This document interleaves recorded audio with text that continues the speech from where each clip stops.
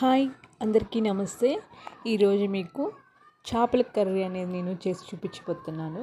ముందుగా వాష్ చేసి పెట్టుకున్న చేపల ముక్కలు తీసుకోవాలి. అందులోకి కట్ చేసి పెట్టుకున్న మామిడికాయ, ఆనియన్స్, టమోటో, పచ్చిమిర్చి, నెక్స్ట్ వచ్చేసి పుదీనా, కొత్తిమీర, కరివేపాకు రెబ్బలు తీసుకోవాలి.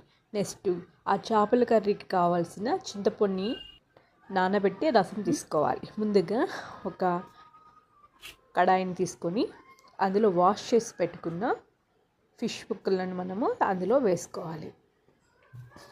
బాగా వాష్ చేసి పెట్టుకున్న చేప ముక్కలు ఉన్నాయి కదా, అవి కడాయిలో అనేది మనము వేసుకోవాలి. చూసారు కదా, ముందుగా ఆ చేప ముక్కల్లో ఉప్పు అనేది వేసుకోవాలి.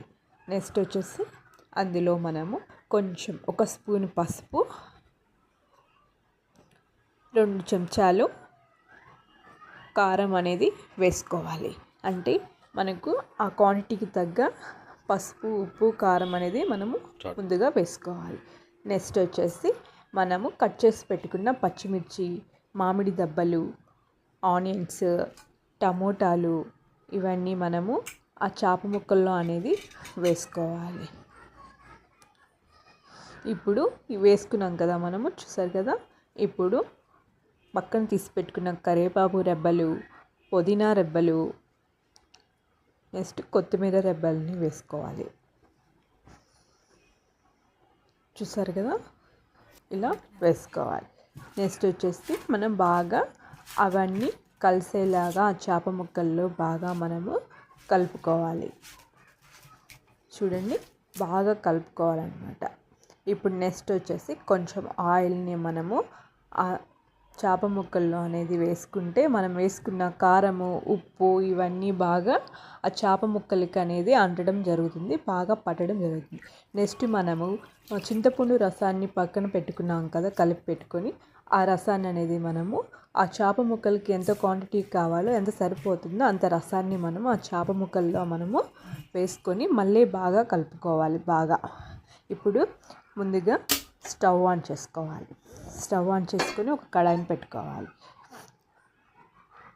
ఆ కడాయి బాగా హీట్ అయ్యాక ఆయిల్ అనేది మనము ఆ కడాయిలో మనము వేసుకోవాలి.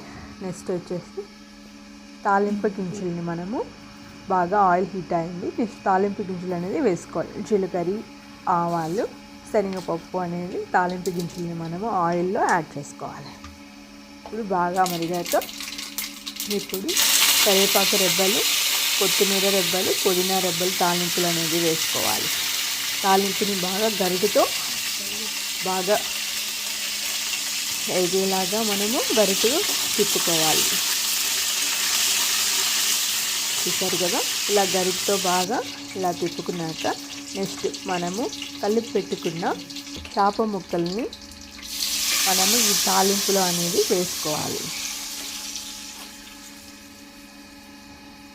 తాలింపులో అనేది వేసుకున్నాక మళ్ళీ గరిటెతో మళ్ళీ అంతా బాగా కలుపుకోవాలి. కలుపుకొని ముందుగా బాగా అన్నీ కలిసేలాగా గరిటెతో కలుపుకొనేసి మనము మూత పెట్టేసుకొని బాగా కర్రీ అయ్యేలోపు చూడాలి. కర్రీ కంప్లీట్ అయింది అన్నాక ఈ పౌడర్, మెంతుల పౌడర్ అనేది